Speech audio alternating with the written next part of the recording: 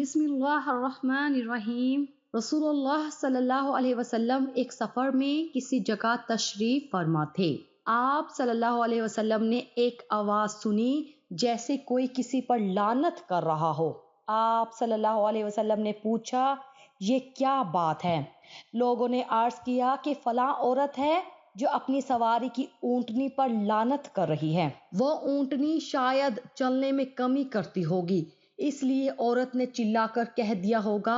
تجھے خدا کی مار ہو، تجھ پر لعنت ہو۔ رسول اللہ صلی اللہ علیہ وسلم نے حکم دیا کہ اس عورت کو اور اس کے سامان کو اس کی اونٹنی پر سے اتار دو۔ یہ اونٹنی تو اس عورت کے نزدیک لعنت کے قابل ہے، پھر اس کو کام میں کیوں لاتی ہے؟ آپ صلی اللہ علیہ وسلم نے اصلاح اور تنبیہ کے واسطے ایسا فرمایا کہ جس چیز کو کام میں لاتے ہیں اس پر لعن طعن کیوں کرتے ہیں؟ آپ صلی اللہ علیہ وسلم نے ارشاد فرمایا، سب سے اچھی عورت وہ ہے جو اپنی عزت و آبرو کے بارے میں پارسا اور اپنے خاوند پر عاشق ہو۔ ایک اور جگہ آپ صلی اللہ علیہ وسلم نے ارشاد فرمایا، جب کوئی عورت اپنے شوہر کو دنیا میں کچھ تکلیف دیتی ہے تو جنت میں جو حور اسے ملے گی وہ کہتی ہے، خدا تجھے غارت کرے، وہ تیرے پاس مہمان ہے، جلد ہی تیرے پاس سے ہمارے پاس چلا آئے گا۔ آپ صلی اللہ علیہ وسلم نے فرمایا، دوزخ کی جو عورتیں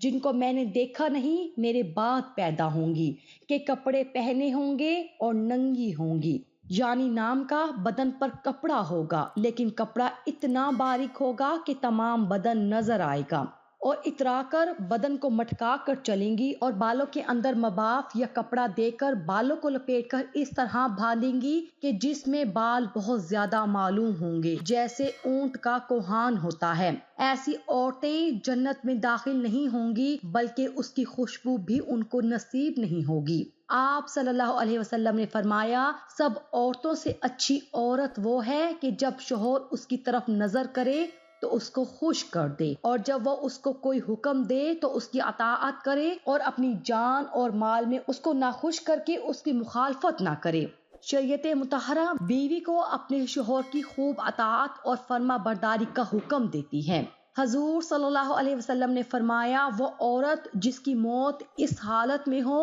کہ اس کا خاوند اس سے راضی ہو تو وہ جنت میں داخل ہوگی۔ اسی طرح اگر میں کسی کو سجدہ کرنے کا حکم دیتا تو عورت کو حکم دیتا کہ وہ اپنے خاوند کو سجدہ کرے۔ پھر وہ عورت جس نے 5 وقت کی نماز ادا کی، رمضان کے روزے رکھے، اپنی شرمگاہ کی حفاظت کی اور اپنے شوہر کی اطاعت کی تو قیامت کے دن اس سے کہا جائے گا کہ جس دروازے سے تو چاہے جنت میں داخل ہو جا۔ اسی اطاعت کا ایک نمونہ یہ ہے کہ جب شوہر بیوی کو اپنا طبعی تقاضا پورا کرنے کے لیے بلائے تو بیوی انکار نہ کرے۔ اس سلسلے میں حدیث مبارکہ میں واضح تعلیمات موجود ہیں، چنانچہ ارشاد مبارک ہے، جب آدمی اپنی بیوی کو اپنی حاجت پوری کرنے کے لیے بلائے اور بیوی انکار کرے، جس پر شوہر غصے کی حالت میں رات گزارے تو صبح تک فرشتے اس عورت پر لعنت بھیجتے رہتے ہیں۔ ایک اور روایت میں آتا ہے کہ جب شوہر اپنی بیوی کو اپنی حاجت پوری کرنے کے لیے بلائے تو عورت کو چاہیے کہ وہ اس کے پاس چلی جائے، اگرچہ روٹی پکانے کے لیے تنور پر کھڑی ہو۔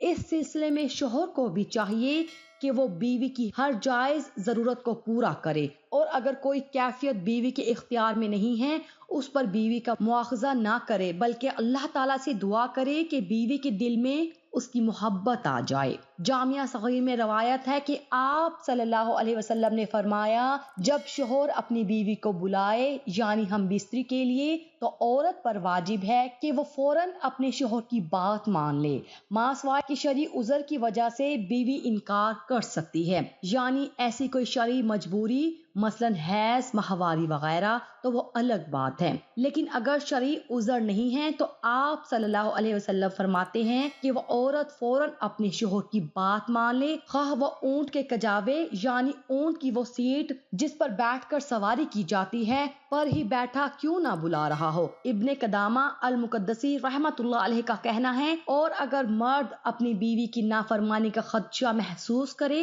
یعنی اس میں نافرمانی کی علامات ظاہر ہوں کہ وہ اپنے آپ کو خاوند کے سپرد نہ کرے یا پھر اس کی بات تو تسلیم کرے لیکن بہت کوشش اور مجبور کرنے کے بعد، تو اس پر خاوند کو چاہیے کہ بیوی کو واعظ و نصیحت کرے اور اس طرح اسے اللہ تعالیٰ سے ڈرائے اور اسے اللہ تعالیٰ کے واجب کردہ احکامات یاد دلائے کہ اللہ تعالیٰ نے اس پر خاوند کے حقوق رکھے ہیں، اسے اس کی اطاعت کرنی چاہیے۔ اگر وہ نہیں کرے گی تو اسے گناہ ہوگا اور پھر خاوند بیوی کو بستر سے الگ بھی کر سکتا ہے۔ اس پر اللہ تعالیٰ کا فرمان ہے، اور وہ عورتیں جن کی نافرمانی سے تم ڈرتے ہو انہیں واعظ و نصیحت کر دو۔ واعظ و نصیحت کے باوجود وہ نافرمانی اور سرکشی پر اصرار کرے اور خاوند کے ساتھ مباشرت کے لیے راضی نہ ہو تو پھر خاوند کے لیے جائز ہے کہ وہ اسے اپنے بستر سے الگ کر دے، اس لیے کہ اللہ تعالیٰ فرماتا ہے اور انہیں بستروں میں الگ کر کے چھوڑ دو۔ اسی طرح کہ جب خاوند اور بیوی کے درمیان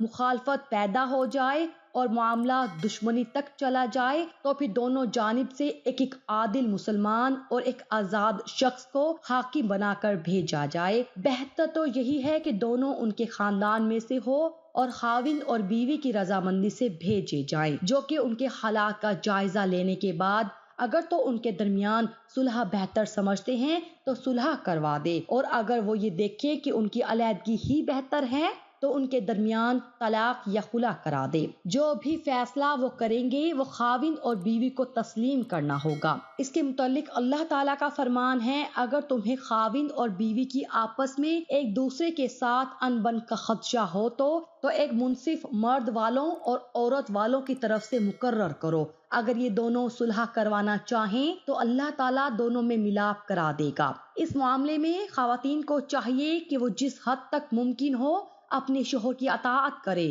اور اس کی ہر جائز ضرورت کا خیال رکھے۔ جب وہ اس معاملے میں کوتاہی کرتی ہیں تو پھر انسان دوسری جگہ اپنی خواہشات کو پورا کرنے نکل پڑتا ہے، اور پھر یہ بات بیوی کے لیے برداشت نہیں ہو سکتی۔ اسی وجہ سے شریعت نے اس معاملے کی اہمیت پر بہت زیادہ زور دیا ہے۔ اللہ تعالی ہم سب کو ان باتوں پر عمل کرنے کی توفیق عطا فرمائے۔ آمین ثم آمین یا رب العالمین۔